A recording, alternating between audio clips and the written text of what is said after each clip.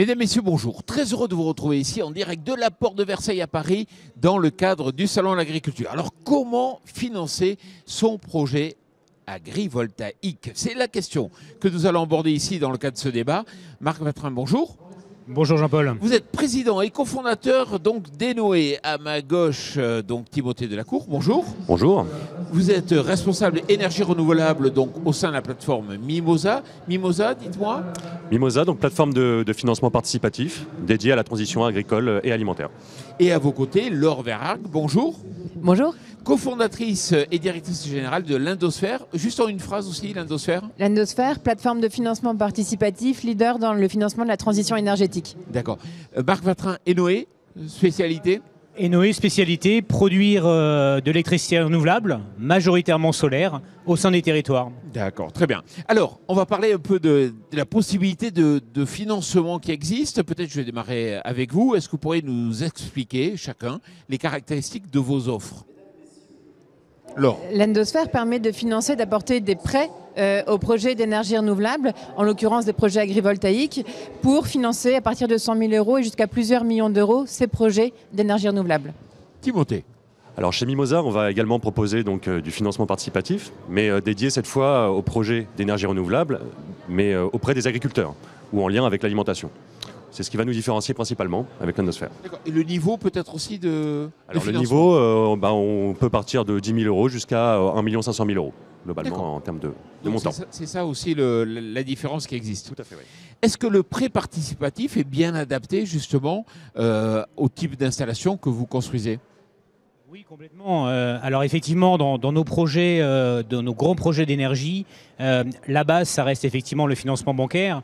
Mais en plus de ça, on peut profiter de la flexibilité de ce type d'organisme pour introduire les territoires dans les projets et faire qu'effectivement, on a des gens en face de nous qui sont beaucoup plus ouverts à l'innovation et qui nous supportent sur un tas de problématiques nouvelles liées à ce type d'exploitation.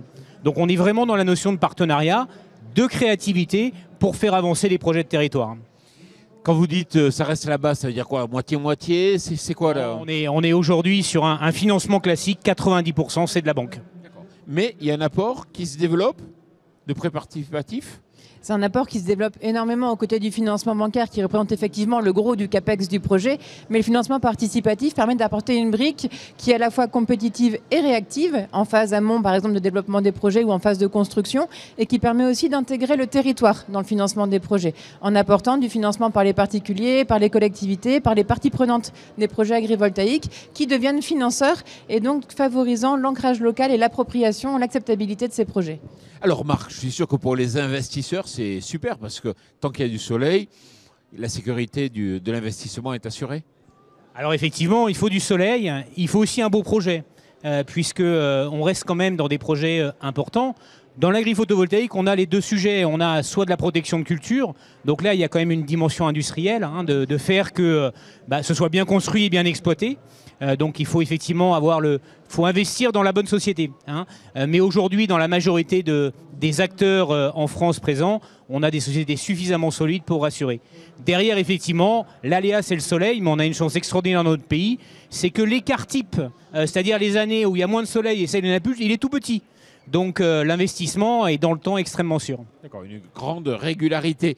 Alors, par rapport à tous les projets que vous financez, est-ce que l'agrivoltaïsme se développe, représente une part importante?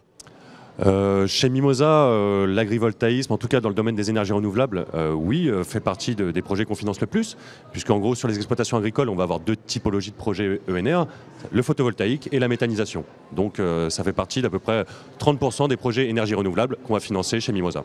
Et vous, Laure?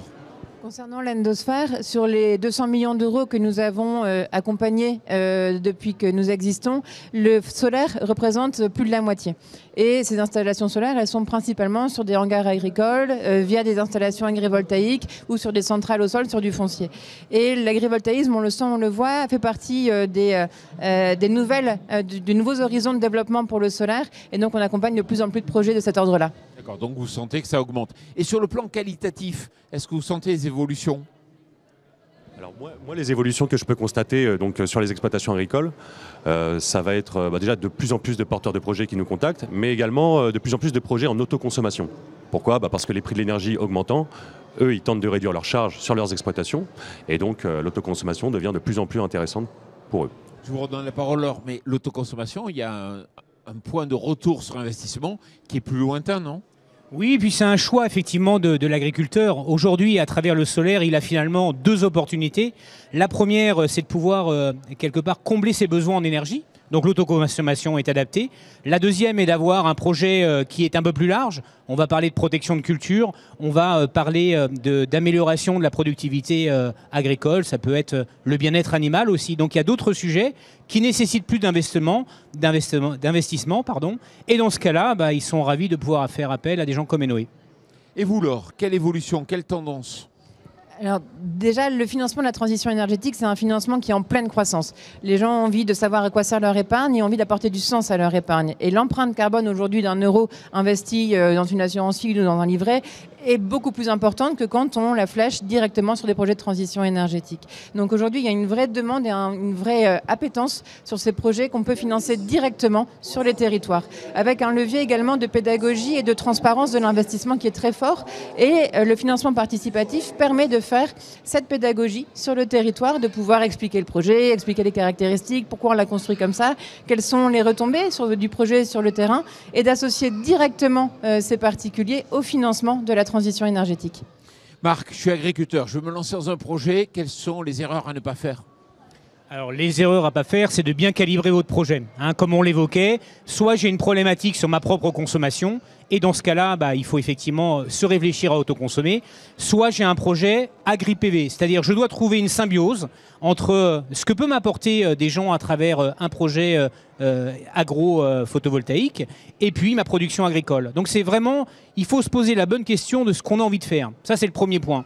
Le deuxième point, effectivement, il est de s'inscrire dans le temps avec un partenaire, puisque malgré effectivement les évolutions réglementaires, on a des projets qui vont durer plusieurs années. Donc il faut être un peu patient.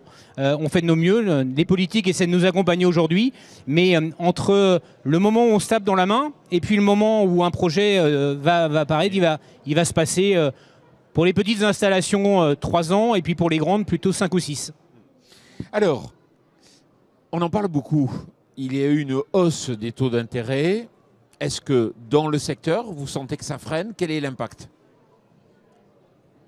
de l'agrivoltaïsme? Est-ce que ça, justement, un frein? Est-ce que c'est un frein aujourd'hui? Ça peut être un frein. Comme tout projet d'investissement, la hausse des taux n'a pas forcément un effet positif. Mais au-delà de ça, il y a beaucoup d'autres signaux qui favorisent le développement de cette filière. On en parlait, la transition énergétique, aujourd'hui, c'est la tendance. Voilà, les gens ont pris conscience de cette nécessité. Notamment la guerre en Ukraine nous a fait prendre conscience de la nécessité aussi d'avoir une souveraineté énergétique. Donc voilà, au-delà des taux d'intérêt, il y a une tendance qui est bonne. Donc il y a des freins et des facteurs positifs, même s'ils ne sont pas joyeux. Il y a eu par ailleurs aussi la hausse du coût de l'énergie, mais ça permet aussi de vendre plus cher l'énergie qui est issue de ces projets agrivoltaïques. Donc c'est vraiment un vecteur aujourd'hui d'indépendance, de souveraineté énergétique, c'est un vecteur également de complément de revenus important pour les exploitations agricoles, et c'est pour les investisseurs la possibilité via le financement participatif de bénéficier de ces hausses des taux et de l'inflation globale. Bon, on arrive quasiment à la fin de l'émission. Marc, vous avez un regard peut-être européen. Est-ce que selon les pays, la façon de financer, est-ce que c'est tout le temps la même ou est-ce qu'il y a des différences? Alors on a quelques avantages en France, puisque en France on a depuis maintenant 2006, on a bâti le solaire avec des aides de l'État.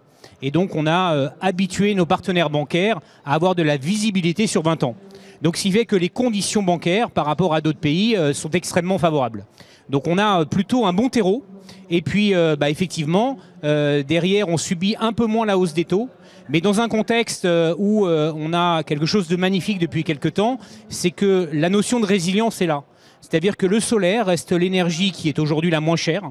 Et le deuxième point important par rapport à cette résilience, c'est le fait qu'effectivement, quand les taux augmentent, l'énergie augmente. Donc, ça ne remet en aucun cas un projet de long cours en danger. Marc, merci beaucoup. Timothée, merci. Et Laure, merci beaucoup d'être venu ici sur ce plateau. Et puis surtout, merci à vous.